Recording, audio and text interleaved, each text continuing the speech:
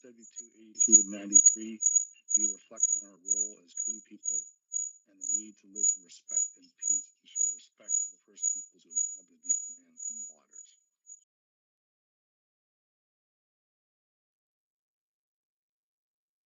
Does any member wish to make an addition to the agenda? Hearing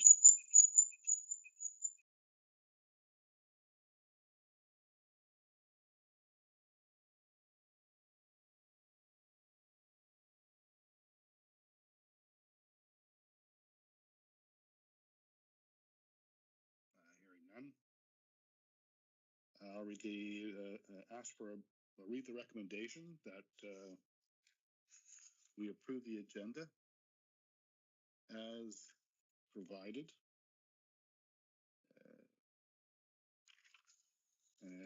Is there any discussion? Sorry, I'll call for a mover and a seconder. I got Ron moving, and a seconder, Bill. Any discussion? All in favor? That's carried.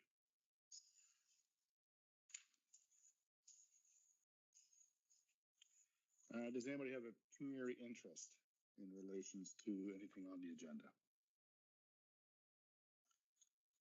Seeing and hearing none, we'll move on.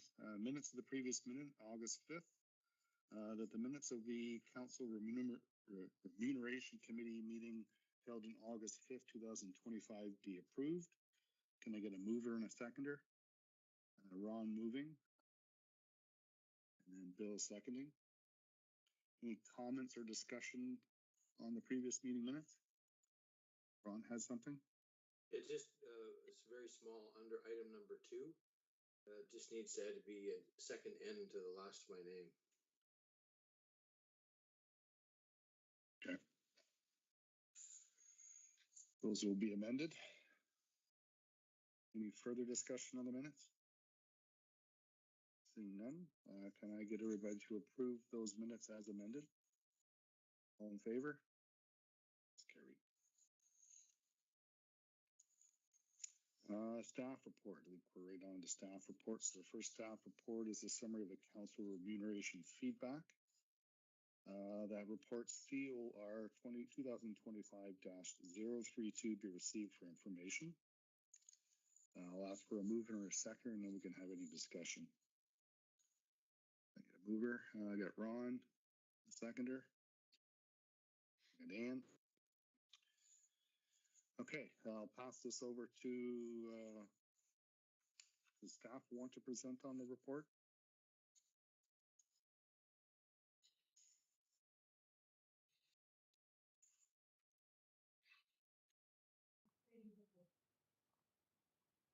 Through you, Mr. Chair.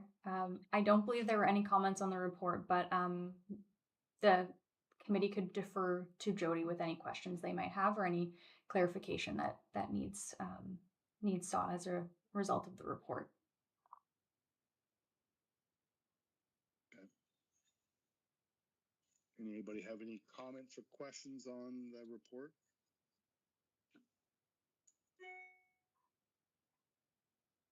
interesting. I have just a more of a comment, I guess, in terms of some of the summary piece, and it's not an inaccuracy. There's just quite a broad range of hours that various council members will spend. So I kind of tried to add them all up on a monthly basis, and we're looking at 24 to 78 hours per month. Kind of a pretty broad range to figure out how that looks in terms of fairness of compensation. And then some of the policy and process feedback, we can probably talk about it later, but certainly some conversations about event attendance, per diems, and eligible expenses. Those are like a couple things that I highlighted in there. Brad, can I make a comment? Who's speaking? Sorry. Anne. Oh, there you are. Okay. Thanks, Anne. Sure. Just to let you all know, I think you probably do, but I'll just remind you, this is the third time I've sat on the review committee. And quite frankly, nothing's changed since the first time. It's very common to see almost everything that was there. It was sort of like, you know, geez, go back to the last two and you see the same sort of comments. The substantial difference between hours, a lot of that is attributed to the fact that the mayor, typically the mayor and the deputy mayor typically have hours much in excess of some of the other councillors, especially in the cases where they are not employed outside of the council, which I think is the case with both of them now. So anyway, no surprises to me to see what was being said. I would, quite frankly, I won't change a thing, but I'll leave it at that. In terms of what you're seeing, yeah, we can kind of, the only summary comments, I guess, is that there's sort of a mixed opinion, I guess, if you look at the last question or the second last question, kind of a mixed opinion there between those who, three of them think it's fair, two of them think it's too low, and one of them thinks it's too high. So, you know. Interesting. Brad, may I make a comment?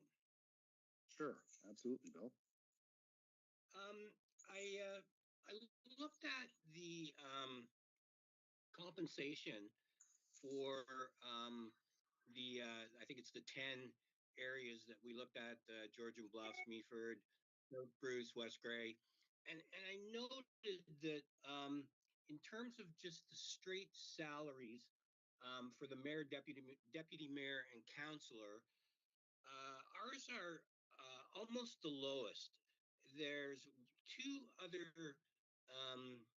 townships that have lower salaries than us, and I did this. I looked at what is the salary and divided it by how many residents, and I don't know if that's a right way to do it or not. But in terms of total compensation, we're the second lowest at $2.10 per resident, and it goes up to like $5.24 for Meaford. For example, West Grey is $2.75 per resident. The closest one to us in terms of actual numbers is Grey Highlands, and they're $3.63 per resident. I don't know if that's a real good way of looking at it, or if there's other things that are taken into account, like benefits or per diems and things like that.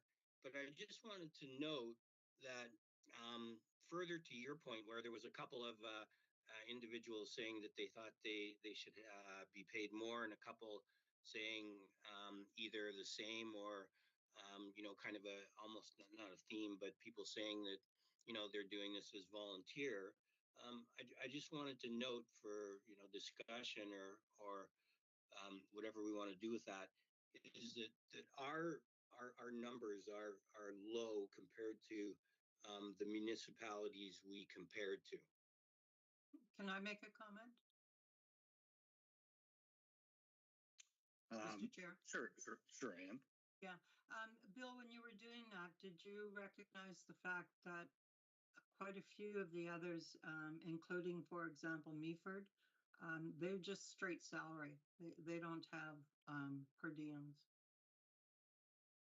If you Right, look, and that was part of my comment, Anne, was that I wasn't sure if there's other things that go into that compensation well, there is, for model. example, if you look at the chart that was given to us at some time or another, I can't remember. I think this is 2004. The total compensation for our mayor was $51,600. So Right. just maybe just a point of order here, just in terms of where we are in the agenda. So we're kind of moving into the next report. So maybe if we want to move into that report, why don't we vote on the motion that was presented for for report 32, I believe it is, and accept that one. If there's no further comments or questions on that report, and we'll move into the one with the different comparators, if that's okay. I so move. I'll move that. If I Oh, may, Peter. ask, Sure, Peter. are we going to be discussing the meat of the survey? Because we're currently talking about the report, and then the next item on the agenda is the actual survey. So, Well, I think the survey's appended to that report. okay, then I've got a couple of comments about the survey, if I might. Sure. Sure. In reviewing that,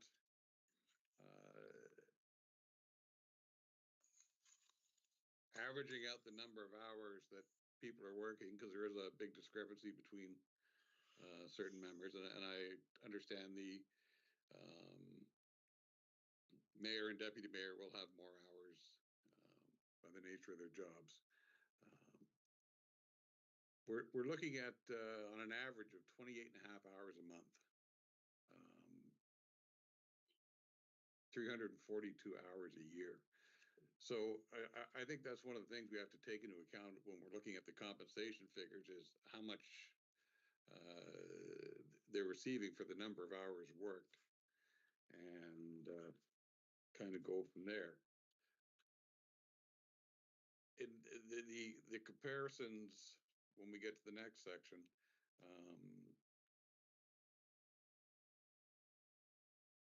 I didn't realize Owen Sound wasn't included in there, and I know Owen Sound is double our population, but our counselors are making about the same amount of money when you factor in the per diems and that. But Okay. I know on the interview I had, they felt very strongly that they were being overcompensated for the job they were doing, and that there also needs to be more oversight on the claiming of expenses, that often they're reimbursed without receipts. And that's kind of a red flag to me, but I just wanted to get that out there. Okay. Why don't we receive the report for now? Because I think some of the information within it, and we'll have the conversation about the comparators. And then the next step is where we want to go with the policy, and maybe all of this will fit together. So unless there's any comments or questions on the actual information from the interviews, we can use that information and go back to it, I'm sure. Just maybe we just move on to that, and then we can go on to the next report. So again, any more questions on the first report, 32? I'm not seeing any. I'll ask for a vote on that motion. So all in favor of receiving that report? That's carried. Thank you. All right, so next one is the comparative report that I asked for, that the council remuneration committee receive the results of the council compensation for their information. I'll first ask for a mover in a second, and we'll have some conversation about it. And I think staff would like to speak to this just a little bit. So looking for a mover, I've got Ron and I've got Bill. Is this you, Samantha? Yes, it is. Through you. So through you, in front of you, we do have the compensation survey results. You will note that 2 columns are in yellow. Those are 2 municipalities of the 11 that we had reached out to, who at time of authoring the report had not submitted their municipalities information. I recognize you were highlighting it earlier, but I do just also want to bring into account and advise this group that the base pay for some municipalities, such as Meaford, South Bruce Peninsula, West Grey, Saugeen Shores, Grey Highlands, they are no per diems. They only have per diems for, I believe, professional development purposes, not for meeting attendance purposes. So those may seem high in comparison, but that is a reflection of those per diems. Some of them have, I believe it's Grey Highlands. They stated that their remuneration covers 60 meetings per year, and they don't have separate per diems for that at all. I'm happy to answer any questions as I can with the information I have. Sure, I've got questions myself, but I'll let the committee ask some questions. So Ron, you have a question? Go ahead. Yeah, so just for comparative purposes, if I look at Meaford or South Bruce Peninsula or West Grey, the $45,000 for the mayor, for example, would compare to the $51,000 that the mayor received in 2024 for Georgia Bluffs. Mhm. So through you, that is a rough estimate that we can make. I can't guarantee that it would be a comparable amount, as our mayor is retired at the time, so does attend more events. I can't speak how many events or activities their mayors may attend to know is it a true comparison when our mayor receives the additional per diems. So it's So a thought I had, Ron, it might help, and it was an email I sent off to Samantha and Jody and Carly before the meeting was, and I'm not sure how well it would work, because I understand what you're saying, Samantha. Some of them are just flat rates based upon, I think you mentioned for Grey Highlands, 60 meetings. Wondering if we could use that 60 meetings and calculate out what everybody would get paid if we assume 60 meetings across the board, to try to find some number that's comparable. Because as we say, it's hard to compare what our mayor and councilors make compared to, say, Saugeen, did you say Saugeen Shores, was it? Or no, not Saugeen Shores. South Bruce Peninsula, because they're all flat rates and no per diems. So I don't know. Sure. Go ahead, Peter. A question on the amounts indicated there. Like, for example, South Bruce, with the mayor, this is awfully small print, by the way. 47,950. Does that include benefits and stuff like that, or is it just their salary without any benefits, expenses, whatever? Through your chair, the base salary was supposed to be just that. It should not encompass any of those additional benefits.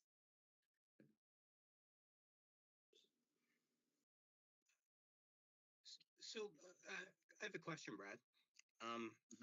Well, it's almost like we're comparing apples to oranges here, in that some have a per diem, some don't. And for example, we're saying our mayor total compensation was 52,000.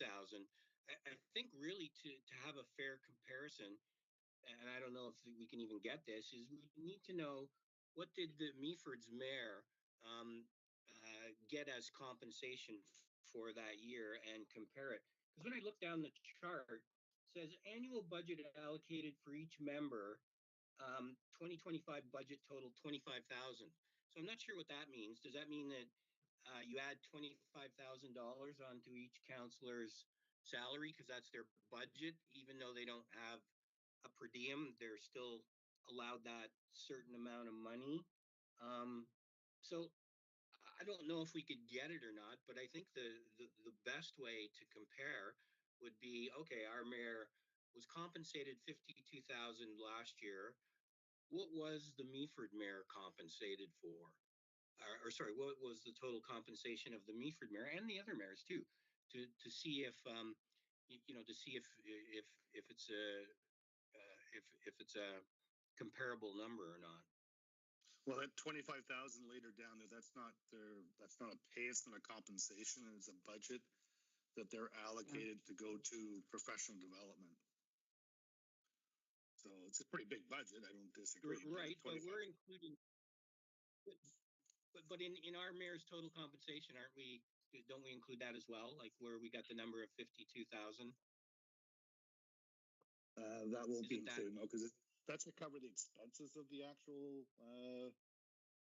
event, as opposed to their per diem for attending any of those training or conferences is probably built in to their annual compensation, or it would. But that number down there, I think, is just their expenses for hotels and accommodations. Samantha can maybe clarify that for us. She has her hand up. Through you, I had two comments, if you don't mind.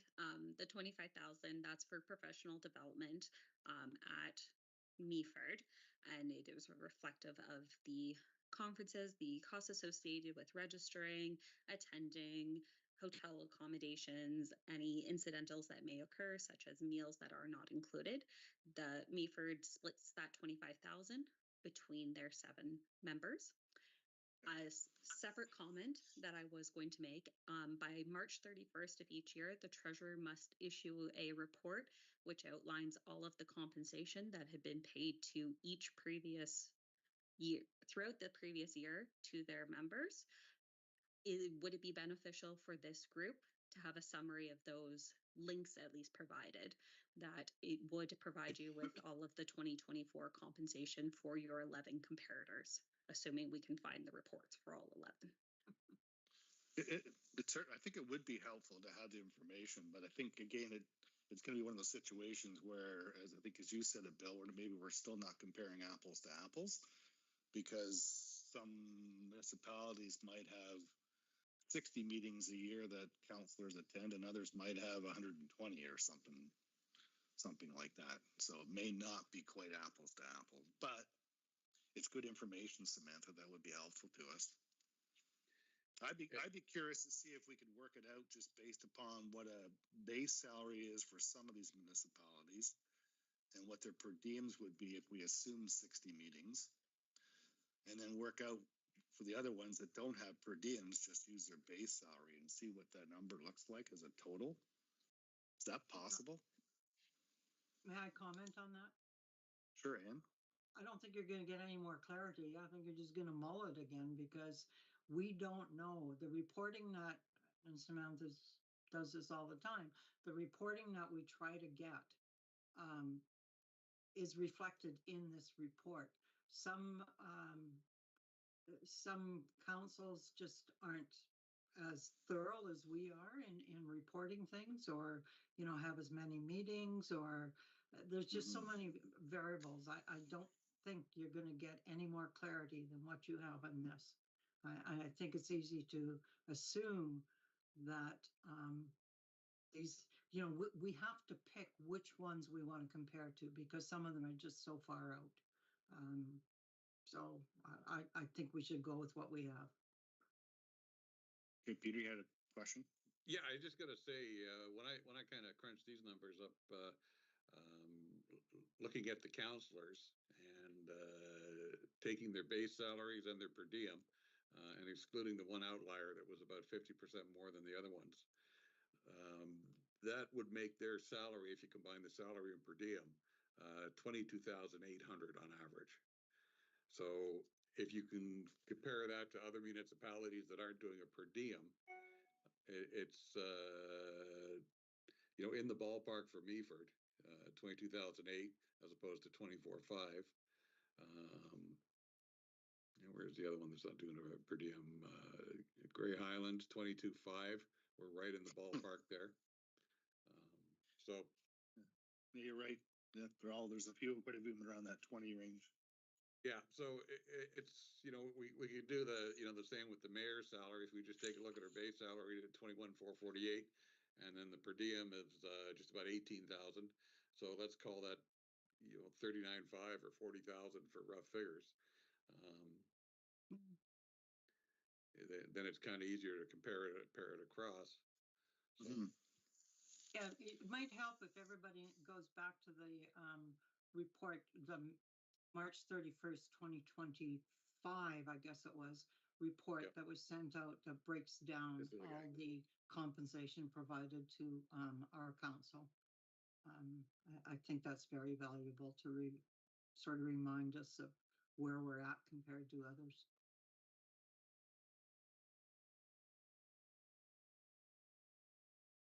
Okay. Are you guys looking, Samantha, you got anything you want us to at this point, or we just move on to the next report if we don't have any more specific questions about Samantha's report? Do you have any more adding follow-up comments, Samantha? Nothing further towards the report. Just the recommendation that is on the table is to receive it for information. So if the committee was wanting additional information provided, that direction would need to be given to staff. it would, if I could just ask Samantha, would staff,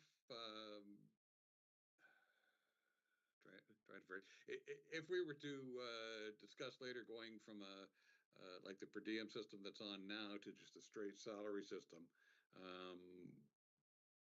would that cause any big issues for staff or just whatever? Okay. For you, no, that would not cause any issues for staff. It'll cause a lot of issues with council, I'll tell you that though. Why do you, this is our job, not theirs. So yeah, Well, I'm curious, Dan, why you say that? Why would, well, like, I mean, how long have we been incorporated? 30 some odd years, and our compensation reflects most of what, well, I shouldn't say all, but certainly a number of comparators. One of the criticisms you will get from having a straight salary is if you want to see comments that will come forward on councillors not pulling the same weight. Sorry, I've got to turn this off.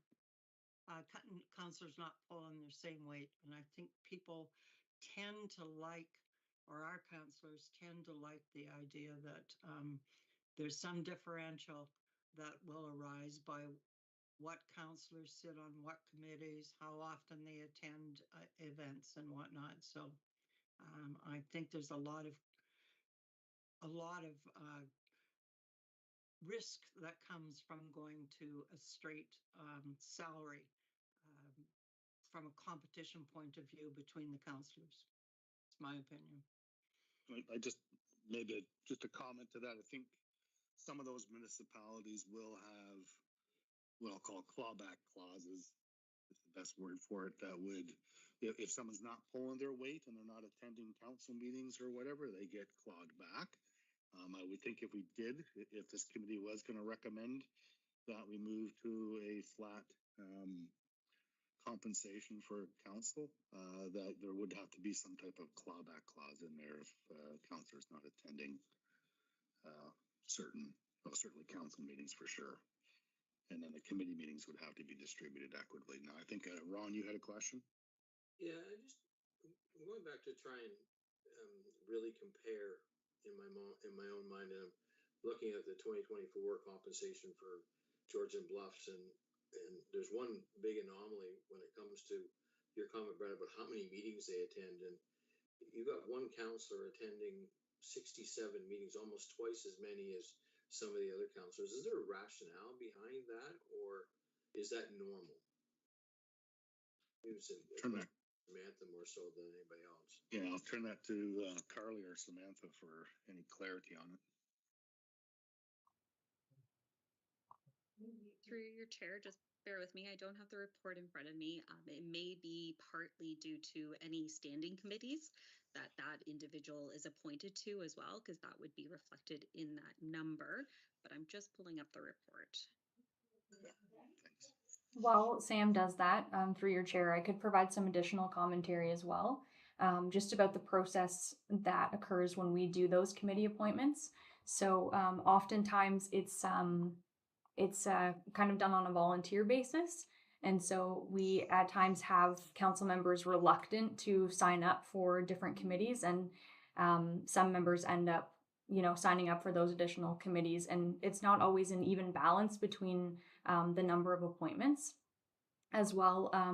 You do have some agreements, specifically with respect to the Biodigester Board of Management, for example, whereby the mayor and deputy mayor are automatically appointed to certain committees. So those are a few things that might be contributing to the number difference in meetings that are attended.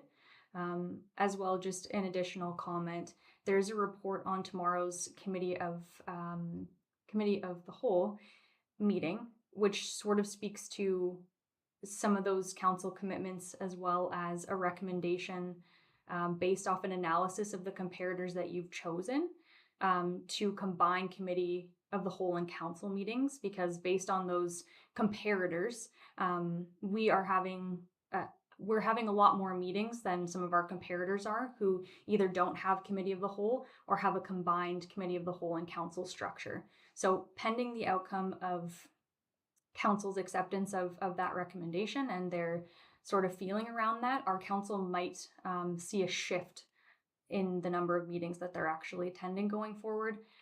But who's to say that they'll accept that recommendation and adjust that? But it is in front of them just as something that they could consider for amending their structure, just to reduce some of the meetings that they are presently attending. Yeah, thanks, Charlie. My commentary was So, really, sorry, go ahead, Ron. Yeah. yeah, like on average, it's 37, 38 meetings, and you've got one individual council member at 67. Right, and so I'm going to talk about workload carrying, but the big discrepancy there, if you take a look at on average, councils at about 38 meetings a year, and their compensation is in accordance with that on their per diem. So it gives me a better understanding when you look at it that way to compare against those that are true base salary as a council member, not necessarily the mayor and the deputy mayor, they're already kind of built in, but the other council members. Thank you. Okay. Peter, you had the next? Yeah, I was just going to talk to the per diem thing again. I was talking to Ian Body a few weeks ago about this, and Owen Sound originally had a per diem system in place, and we're going back quite a while, and they removed it because of perceived abuses, that people would show up for the minimum amount of time and leave the meeting but still receive their per diem. And I'm not saying that's happening in Georgian Bluffs. I'm just saying that there is a potential for abuse on it there. And the other thing is the selection on committees, and it would be quite easy to turn around and well, it might not be easy for the councillors to accept it, but to say have it in a policy that if there's X number of committees that a councillor has to serve on one or two committees or however many required to get the fulfilled amount, and that if they're unwilling to sign up for certain ones, clawback that they've got to do so much work, or assign the committees by lottery. Just draw the names and you're on this committee and solves the problem. People always have their interests on what they want to focus on, but it's also good to expose people to what they may not be familiar with, and give them a better view and another perspective when they're sitting at the council meeting that maybe something that they didn't understand before. So the lottery system could work for that and solve the problem of 67 as opposed to 33. So for the number of meetings. If I can sort of comment again on that, some of the councillors are employed full-time. And you'll see too that affects their ability to be able to participate equally, because they can't. You know, I think there's a number of them in there that are full-time. With counselor that I spoke to, works full-time and is able to make some adjustments, but is not going to be attending 60 meetings a year. Well, that's something that people should be considering when they're running for office as well, is if they have the time commitment available. So. Well, yeah, Peter, but I think the last thing we want to do is make it more difficult for almost anyone to be a candidate for our council. There has to be some acknowledgement of the fact that we want a mix of people, including some of those who are still in the workforce, as opposed to having all retirees, quite frankly. And I think that was expressed, I think, as well in a few of the interviews I noted as well, that, you know, opening up the opportunity to be able to allow more individuals to be, I guess, willing to consider being on council and not seeing its commitment as a barrier. Any other comments or questions on report 33, I believe it is, 33? Before we move on to the actual policy itself and have some more discussion, which I think we're moving somewhat towards already, but I think at this point we just want to receive the report. Any further questions? Okay, so I will ask for a motion to receive that report. All in favor? That's carried. Thanks, Samantha. All right, find out where I am on the agenda. All right, next steps. So COR 2025-034 recommended council remuneration policy efficiencies and next steps. So that were to the committee be directed to provide feedback on the draft council remuneration policy, including any red line revisions for staff to compile, and that the recommended policy efficiencies outlined in the report be approved and incorporated in the draft policy. I'll ask for a mover and a seconder, and then I believe I'll ask Carly to maybe speak to this one a little bit. First, the mover. Hello. Seconder. Bill? Perfect. Yep. All right, I'll turn it over to you, Carly. Thank you, Mr. Chair, through you. So the report that you have in front of you does outline a couple of efficiencies that staff have sort of noticed this term, just you know, some recommended inclusions and a couple points of clarity. We did recently adopt a more structured policy template. So some of the changes that you'll see there will be, you know, the addition of that policy purpose and scope section. Some of the definitions are recommended, slight changes, including defining what a scheduled public meeting is. So just some of those items that really needed some clarity from our perspective. And then you might see some changes with respect to attendance at special events. So this, the recommendation for special events has kind of come out of some of the conversation that's had around the council table about whether members of council should be remunerated to attend specific special events. So I have recommended to this committee that special events that are organized by Grey County, any official constituency offices, other levels of government or other municipalities, Remembrance Day ceremonies and things like that, it's recommended that they don't require council approval, given that it's very obvious that they are official council business and that council members who are attending those events are attending as a member of council. So that was sort of a recommendation just to streamline some of those approvals that are presently required. And these are also events that council has a history of sending members to and a history of remunerating for that attendance. One of the bigger changes that you'll see to this recommended draft policy is in the monitoring and review section. So in the monitoring and review section, the former version of the policy, or the existing policy rather, did just have an annual review, but I think, in my opinion, it's warranted that a more fulsome review occur if there are significant changes to the policy throughout the year, such as reconvening this committee to look at some of those items.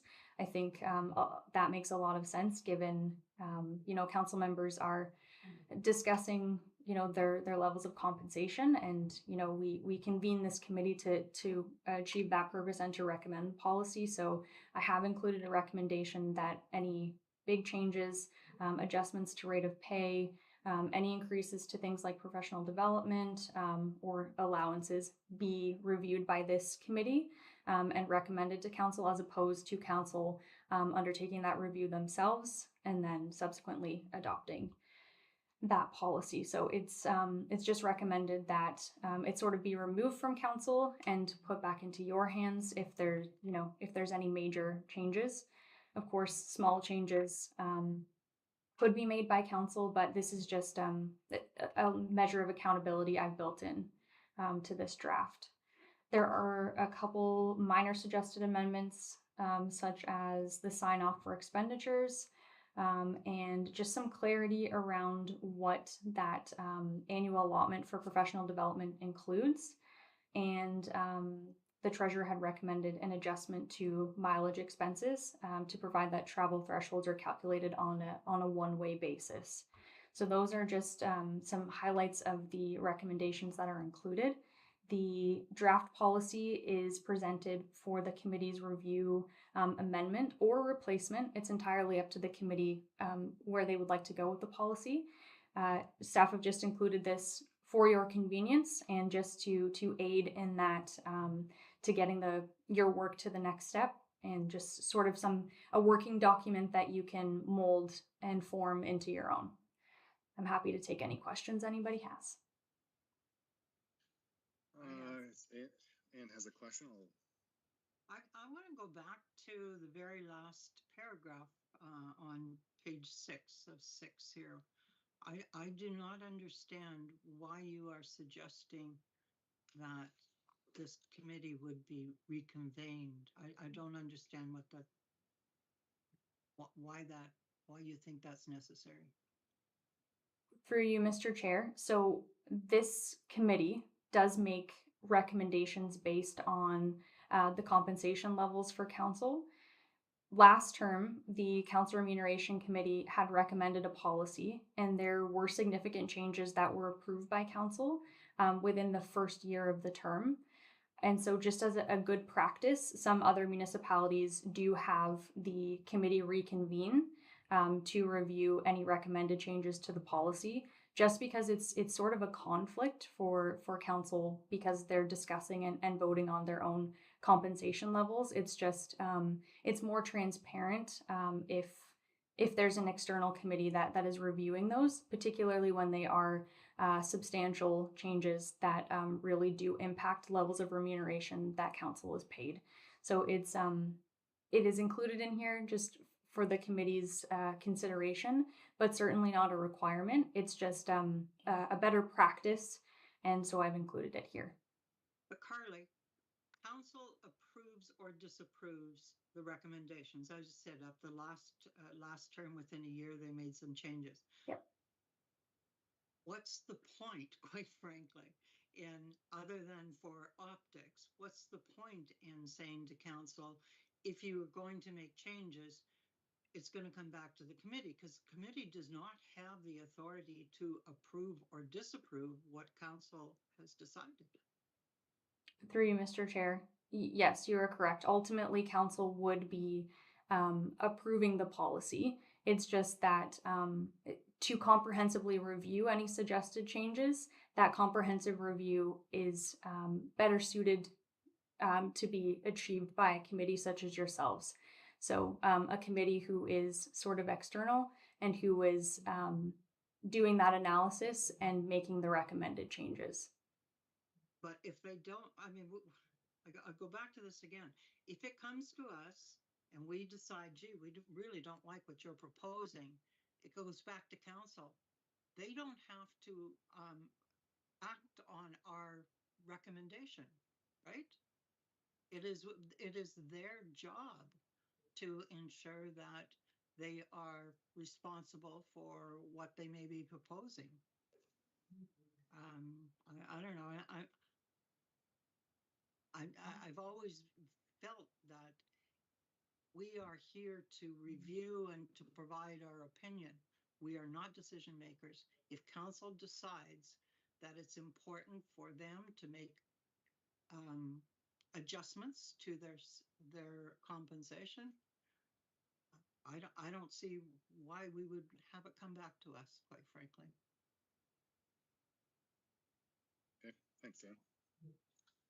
Ron? Just to the contrary of that, Ann, I like the idea that it comes back to a committee for the sake of, if they decided to say, we're gonna go from a per diem basis to a annual salary basis, and we're gonna jack our salaries by 25%. Yeah, they can make that decision. But from a public standpoint, I think they would want some sort of scrutiny from the public as a recommendation and comparators before council made the decision. And that's why I think substantial changes that come forward, they may not necessarily agree at council what those changes should be. And the committee can provide some insight to council on what they would recommend that they do. I like the idea that there's a checks and balance on changes that council may make during the course of the year for substantial change. And I do like the performance and monitoring of it. Bill? Would it come back to us before they put the change into effect and voted on it, or would it be coming to us after it had already been approved? I would suggest you would come back after they approved it. Let's Carly answer the question, please. Yeah. Go ahead, Carly. Thank you. Through you, Mr. Chair. It would function very similar to what this committee is doing now. So researching and formulating that direction. So basically what would happen is, a member of council would bring a notice of motion forward, for example, which would, direct the committee to review a certain aspect of the policy. And then the committee would review that policy and then make a recommendation to council based on your work. So essentially what you're doing here with reviewing their existing policy and existing compensation levels, and then you'll be making that recommendation back to them with a policy. So it would be similar. It would be smaller in scale, given that you will already have a policy in place, and you would just be making a recommendation based on whatever that council direction was to review. So just to clarify, So I think the questions, sorry, Bill, just a sec. Just wanted to clarify with Carly. So this committee would reconvene in the instance where there was a motion, I guess, being considered, not passed, not approved, just considered with respect to compensation. And then we would be reconvened to review it, make a recommendation back with reflective of that motion. Is that how you want it set up? Okay, I understand. So council wouldn't be making a decision. They wouldn't be passing anything and then asking us to review it. They would be suggesting it, wanting us to review it, give them input. They're still going to make their decision. I think that gets back to what you're saying, Ann, is they still ultimately will make their decision. Okay. Anybody else have, Bill, you had more to speak to about that? I agree, but in that particular case, I thought it was opposite, where they would already make the decision and it would come back to us for review. I think, as somebody mentioned, that if they were to do that and we were to go back and say we don't agree, we think that it's not appropriate, then it does fall more into public scrutiny area than if it was already approved and we were just looking at it anyways. So I think given that, the way that works, I think it would make sense to come back to us and we would reconvene, simply because we would be offering a difference of potentially a difference of opinion that would be subject to more scrutiny than just passed right through. I do like it. I think is there a way to write this a little bit stronger, Carly, that it's sort of that council is required, if they're gonna make any changes to compensation, that they're required to bring any recommended changes through this committee? Could it be written a little bit more? They don't have sort of, they would pass their own policy, so they would Yeah. pass this policy. That policy would say they can't just go straight ahead and approve any new compensation to themselves without going through a committee, this committee. Yeah, thank you through you, That's Mr. kind of- Chair. That is the intent of the monitoring and review section that's been added. So I can clarify that. Okay, Just just to be a bit clearer and a yeah, little bit for firmer, sure. maybe just to, okay. Yeah, I to like the committee's yeah. point, it would sort of defeat the purpose if council had passed it and the committee was reviewing it after the fact. So the intention is they're making the recommendation and directing the committee to review it, and then the committee is then reviewing it and making a recommendation based on what council sort of wants to see in the policy, and then this committee is evaluating and making any recommendations back to them, including any potential changes to the policy. So just to clarify. Well, one clarification then to Brad saying, you've got in here the appointed committee for the current term may be convened.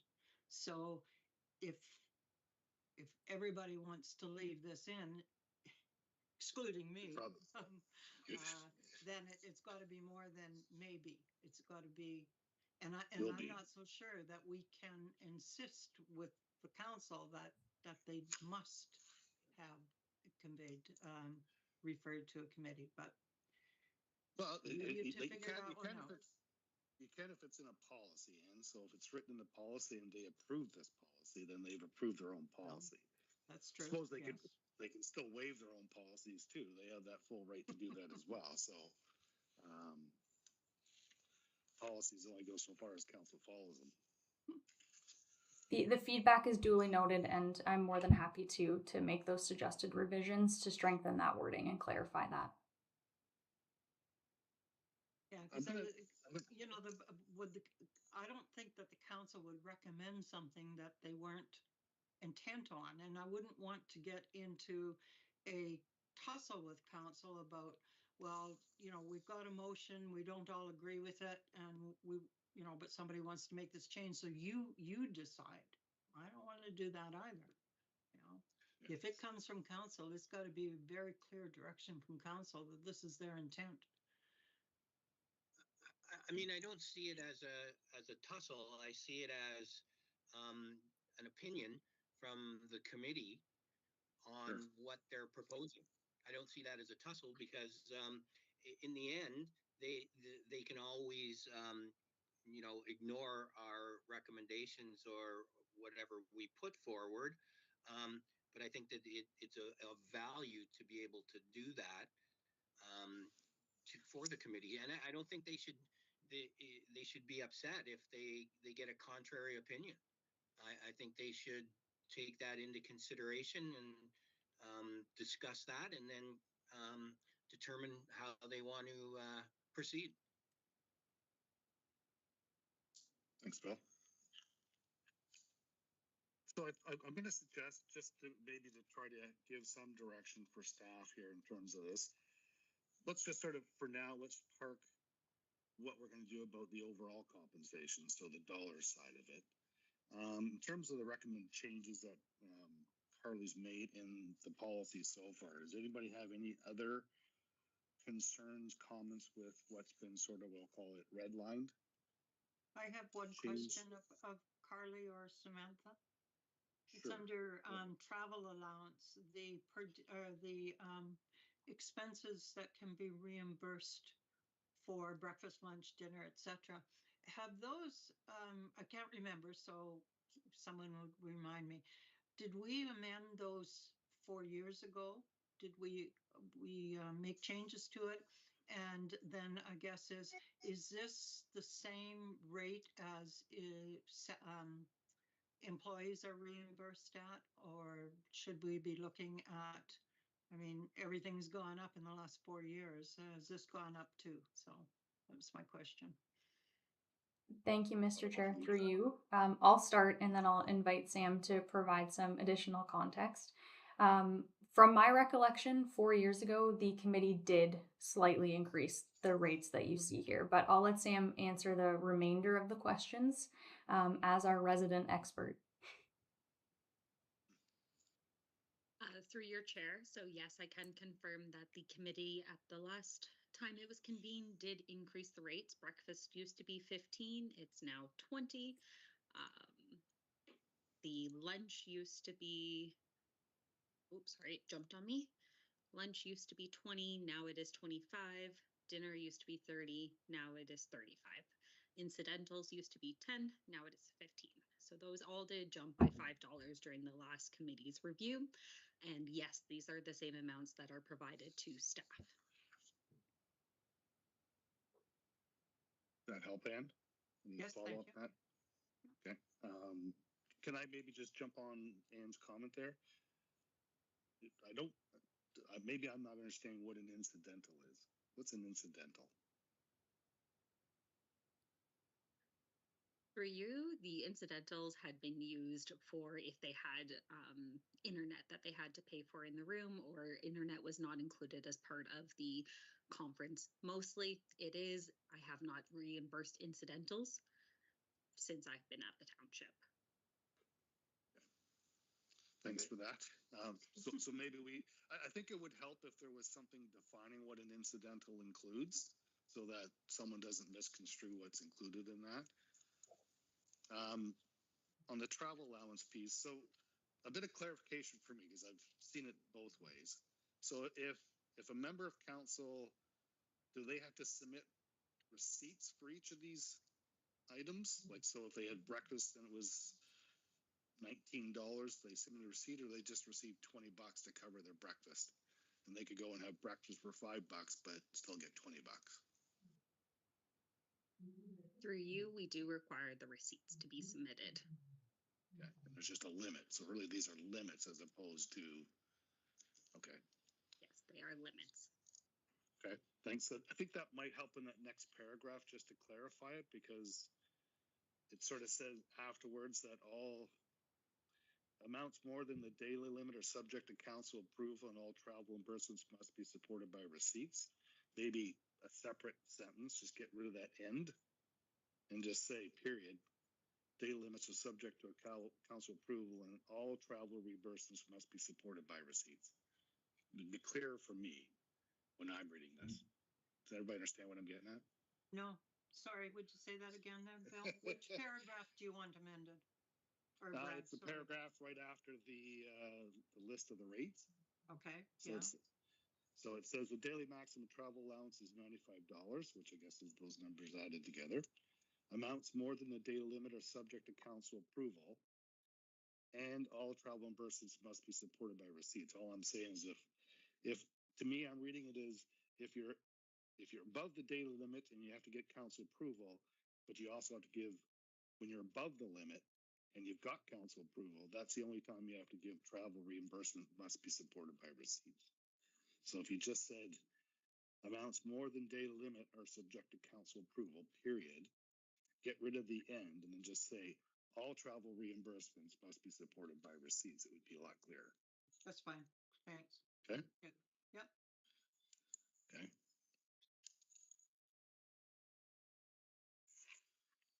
Brad, Sorry. if the last time, Oh, Bill. Okay, go ahead, Bill.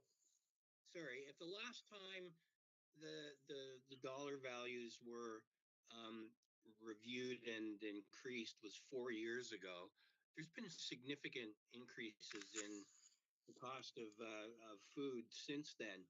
Are we comfortable with those numbers? Do we think they should remain the same or be increased? I know personally that you can't buy what you could buy 4 years ago today. And this is also going to be extended into another 4 years as well, right? So are those numbers, is everybody comfortable with those numbers, given we're looking at 4 years from now? So we're talking about 8 years almost. Go ahead, Peter. I think you could reasonably get a lunch or dinner in most places for those prices, if you're not gonna factor in, having a drink or two with dinner. And I don't really think municipalities should be buying the drinks anyways, but so I think these rates are still acceptable right now. The other question I have is the mayor's limit is $200, but it's not specifying any like differences. It's $95 for a councillor, but $200 for the mayor. The councillors is the sum of those figures. What's the extra $105 on the mayor's allotment for? Turn that question maybe back to Samantha or Carly. So through you, the higher amount had been established for the mayor for them to take other parties out for dinner as well at conferences. That's all I can expand on it for. In relation to the comment on alcohol, I just realized when you brought it up there, we did not specify alcohol is not eligible to be reimbursed in this policy, that I would recommend that this committee add it unless you are comfortable with alcohol being reimbursed. Our practice has been we will not reimburse for alcohol historically. Can I ask a question, Samantha, to follow up on that? So is there a separate policy for staff in terms of what's an eligible expense? For meals, you mean, or?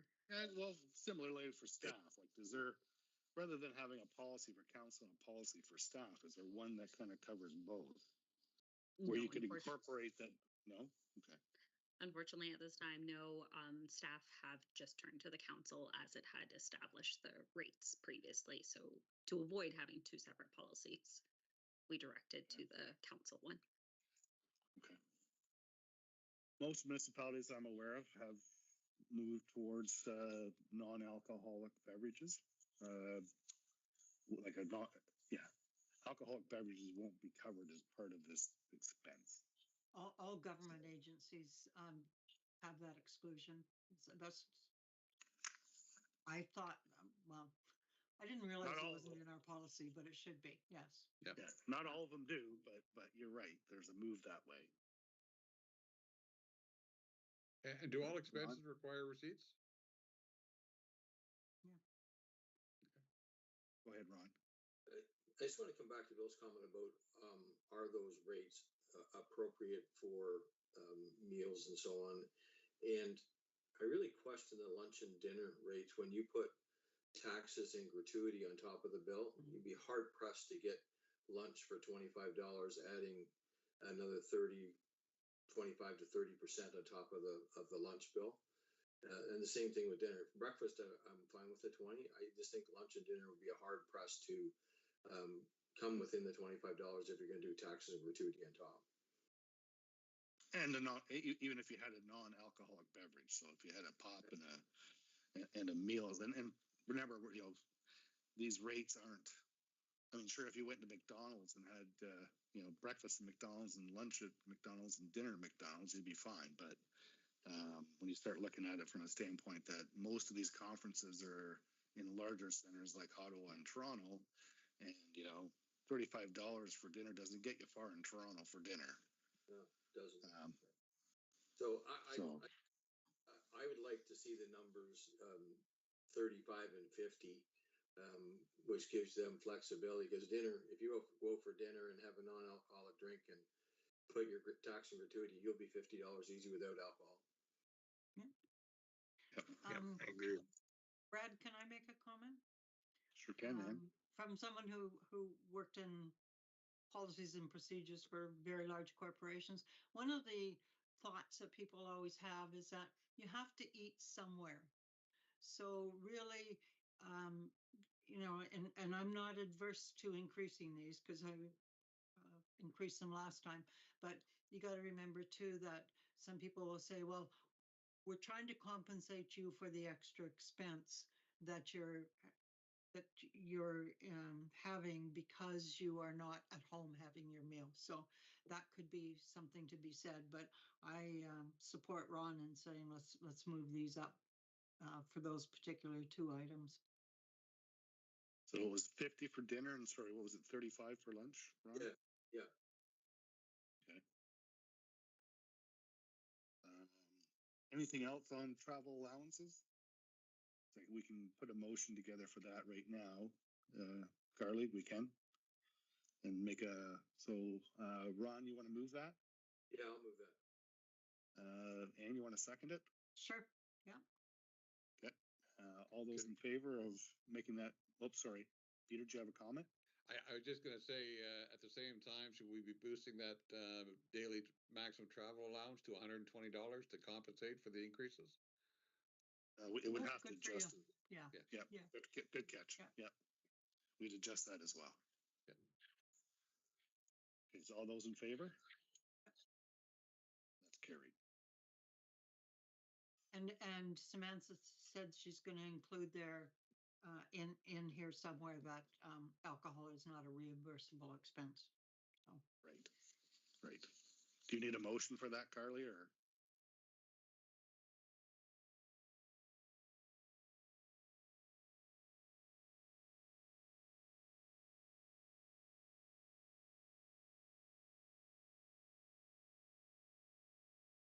Okay. Okay. And I suppose that at the end of maybe one of our meetings, we can do the final approval on the policy. Okay. Any other sections, comments? Thanks, Anne. I think you started that one off. Anybody else have any other comments or sections on any of these items that Carly's amended so far? Well, everybody's thinking. I had one. I'd like to have some discussion about it because it came up with the interview I had with my counselor. It was about how mileage is determined, I guess, not so much how it's calculated and compensated, but how it's determined. So the circumstance of this counselor was that should she be reporting her mileage, a bit of an ethical conflict because she's looking at it from the standpoint that she works in Owen Sound. She drives by the township office on the way home anyway. So when she's working, she goes to a council meeting and then she just goes to the council meeting and then she drives home. So it's not really, she hasn't gone out of her way from a mileage perspective to attend a council meeting. So her question was, should I be charging that or should I, because I'm just driving home anyway. So I think that was part of her question. She was trying to determine whether she should be calculating in those circumstances, she should be compensated for her mileage from her home to the township office to attend a meeting, or should she be from work to her township meeting? I don't have the answer for that one. I spoke a little bit about my ethical position on it, and personally, for me, there was nothing policy written about it. And I used the example that when I went to a conference, I would deduct off my mileage driving to that conference, my day's mileage, because I wasn't driving to work every day. I was at a conference, my car was sitting down in the parking garage. I wasn't driving for those 2 or 3 days, so I would deduct the mileage off. And I said, that's just how I did it. It wasn't written in a policy, but I felt that was ethically fair because that's really what the mileage ended up being for me, the additional mileage. So I don't know if anybody has any strong feelings about this. I thought I'd bring it up just to see if anybody had some thoughts about how the actual mileage calculations determined. If there's any thoughts, I see your hand up there, Peter. Maybe I'll let you go first. And maybe I'm thinking about this totally the wrong way. Never having worked for a municipality or been on council or anything.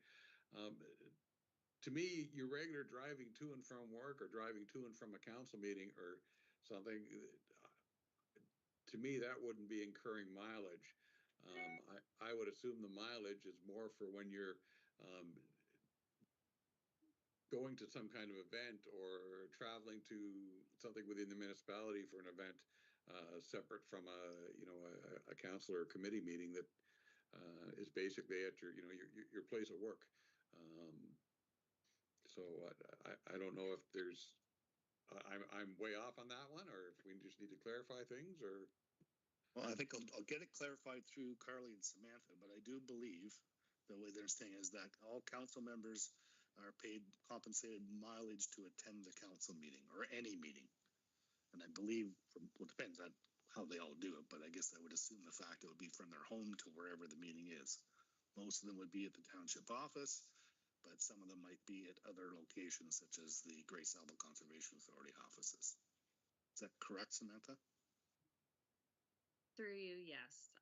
Given the definition of the mileage, it does include travel to any regular scheduled meeting of council, committees, boards, conferences, seminars. So our guidance, in the absence of having it clarified, has been from your home or your place you are coming from to the meeting location. So I'm going to throw this out there.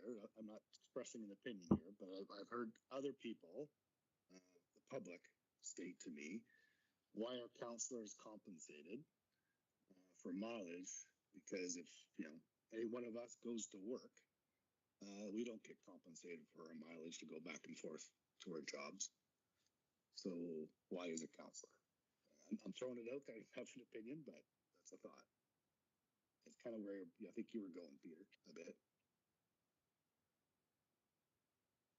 Any thoughts?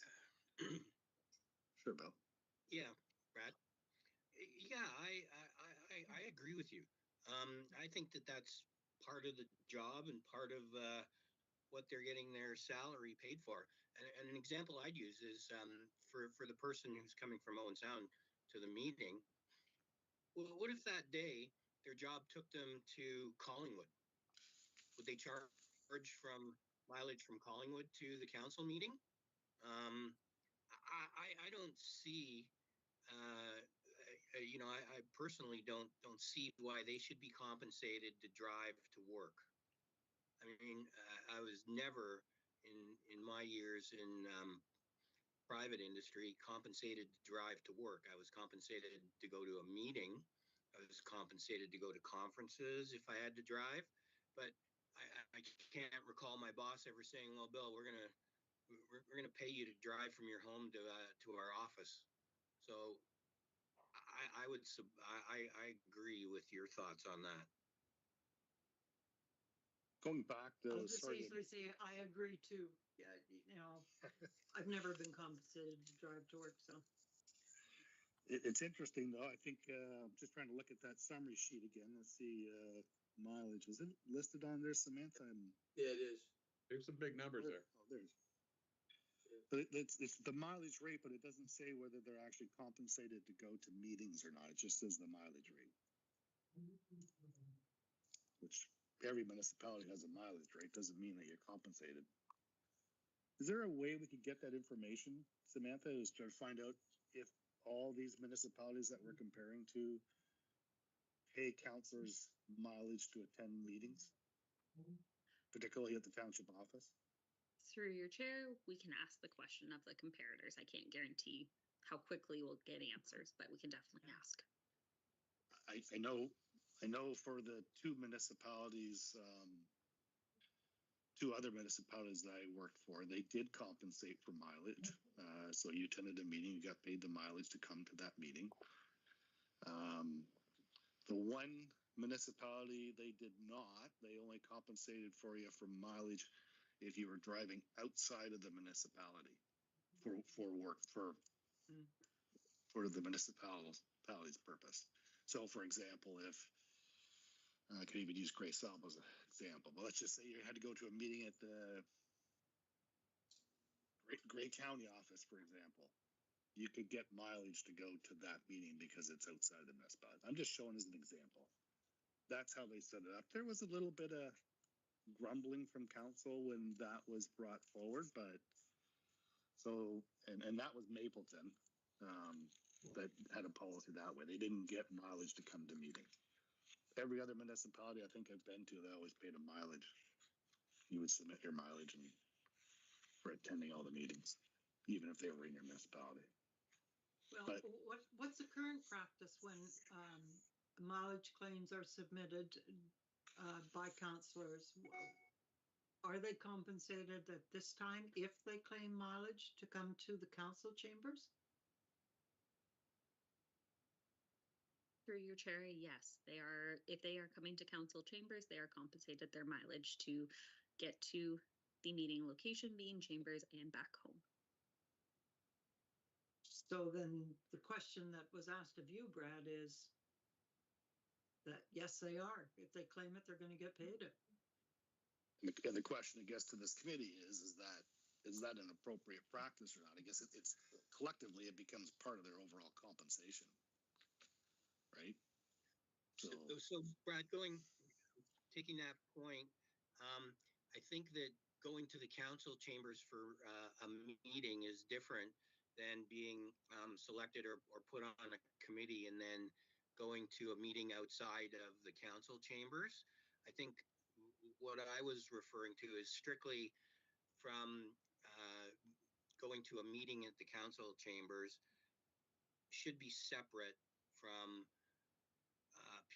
individuals who are on committees who have to travel and that type of thing.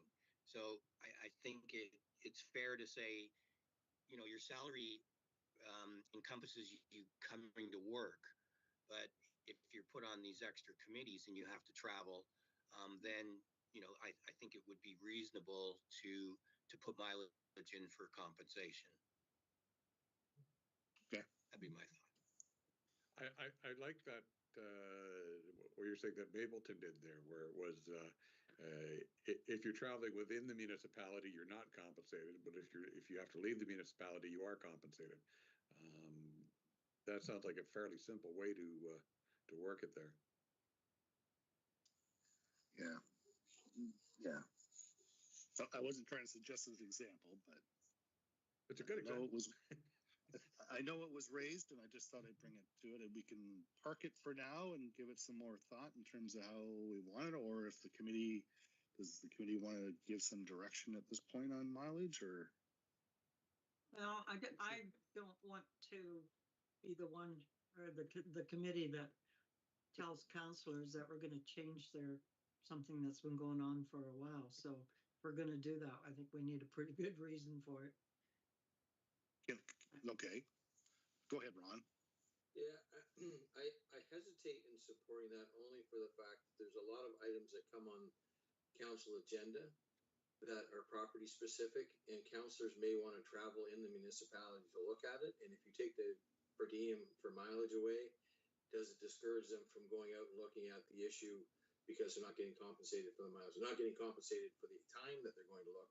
They're not even compensated for their mileage. So does it discourage that?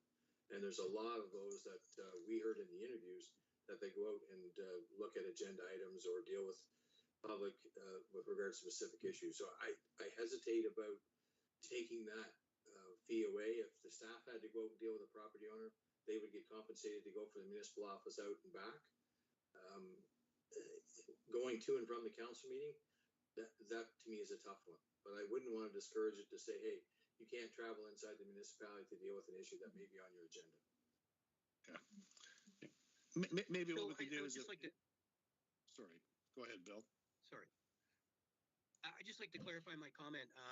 I was just simply referring to traveling to the council meetings.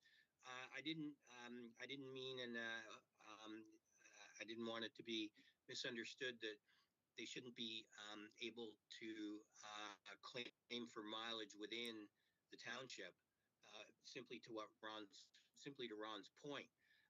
My only comment was they shouldn't be claiming mileage just to drive to work. But if they have to go out and it's still within the township to see something, I think that's reasonable to claim mileage. Why don't we get Samantha to see if she can get some of the information? As I kind of agree with Ann, I wouldn't want to suggest that we're going to make a change here unless there was some reason why we should be making the change in terms of comparators. So if Samantha could maybe try to gather that data, that would be helpful, and we can use that to make a decision going forward. Is that okay with the committee members? Absolutely.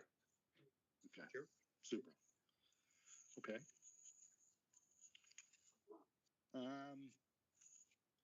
Can I ask a question to Carly? Just on the attendance at special events. These are, I'm a little bit confused. Just want to make sure I understand it. So special events, so council approval is not required for councillors to attend any of these events. So the 5 events you've listed there. So they would get a per diem for that if they went to these events? Through, correct? yeah, through you, Mr. Chair. So yes, basically all attendance at all special events right now is subject to council approval. And the reason that it's subject to council approval is, to determine whether it's municipally appropriate to send a representative from council and things like that. So the 5 points that you see here, are related to the business of the municipality, and so to sort of streamline the process and to avoid having to get council approval every single time, we do sometimes get invitations sort of last minute and there's not enough time for them to get on a council agenda.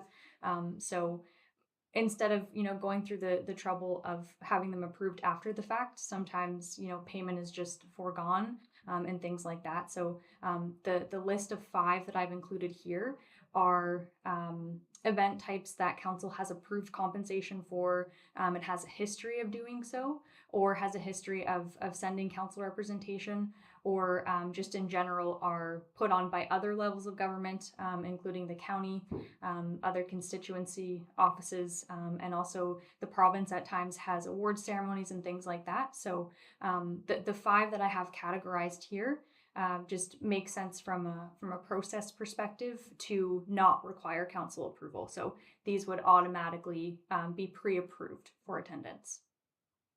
So my question though is, can every council member, including the mayor and deputy mayor, go to these events and then be compensated? So technically, the 6 or 7 people could show up. So generally the invitation from County of Grey, for example, is extended to all members of council. So the Wardens Forum would be an example of that. So it is open to all council members to attend those types of things. But most typically we see council members sort of divide and conquer. So we don't typically see a lot of them going to the same event. It's generally 1 or 2 members of council who will attend to represent the municipality. But the County of Grey events are sort of that outlier where the invitation is extended to all. But in theory, I guess if they all could go, they don't have to get council approval. They could all go to an event. Assuming, I guess they're invited. They could all go. Let's use Remembrance Day ceremonies. So they could all show up at Remembrance Day ceremonies. Mm-hmm. Yeah. And not necessarily in an official capacity, just attend. Are they being compensated? So for Remembrance, thank you, Mr. Chair, through you. So for Remembrance Day ceremonies, generally what happens is the legions will extend an invitation. So there are 5 or 6 Remembrance Day ceremonies, and so it is the divide and conquer. So certain members of council will divide and go to the different Remembrance Day assemblies. So they're on an invitation basis currently, and council has a long history of assigning attendance to specific ceremonies to specific members. So in the past, they have represented at all of the Grey Bruce legions who do extend an invitation. Maybe the clarification, and maybe it doesn't apply to each of the 5, but maybe something on their attendance at the ceremonies for an official capacity or something like that, rather than just being at a Remembrance Day ceremony. Just the thought. If I can comment. Sure. This was a change we made last year because it was taking up so much time to figure out who was going where. And I think, as Carly mentioned, sometimes the invitation didn't get there before a council meeting, etc. So I think the councilors are doing a pretty good job, Brad, of managing this. And quite frankly, I always feel that if you're a counselor, if you go to something, you're representing council. And I think most of them do too. When you see the question we asked about, would you go to this if you weren't going as council? Some of them said yes, some of them said no, depending on their interests. So I think they do a pretty good job. So I'm suggesting that there doesn't need to be anything more unless at some point or another someone tells us that they're abusing the privilege of going or the responsibility of going to special events. Okay. Through you, Mr. Chair, just to aid your suggestion, perhaps the line that says council approval is not required for the following event types could be clarified to say council approval is not required for the following event types where a member is attending in an official capacity. So just to simply add that official capacity note. Thank you. That would help. Any other general comments on the policy itself beyond beyond the financial, the dollars? Let's just set that aside. In terms of policy, the way it's written, is there any other comments that any one of you might have received through your feedback, through your council interviews, or any of that beyond that? Okay. Any thoughts? Does the committee have any thoughts they want to move forward with in terms of compensation itself? We've got, I don't know if we've got a deadline here, Carly, in terms of our time out here. We got 3 minutes in our schedule, but there's people want some time to think about it till our next meeting and maybe reconvene and then make that recommendation final. Sounds good. Brad, I Sound think good? additional information that we asked from Samantha on the per diem comparators so that we can actually have a little bit more information before we make a decision. Okay. Everybody good with that? Yeah, and So, just an updated draft of the policy and changes. Is that good? If- Samantha, if we- Carly, you're if we- good? If we moved away from the per diem format there, would that alleviate some of the concern around the special events? And because then the counselors are getting basically a salary, and their salary would include attending stuff like that. Good if we went that route. Sure, it would, Peter. It would have. I think Anne's mentioned this before, or somebody maybe mentioned it before, is that if they were given a flat rate, you may not see as many of them at some of those special events either, right? They might just tend to have that tendency to say, okay, well, if I go, I'll go, but I'm not getting compensated any additional for it, so I don't know whether I'll go or not. I guess the voting time comes to tell when you're actually going to decide whether that person's doing their job, right? Yep, exactly. The decisions are made. Yeah. Yeah. Okay.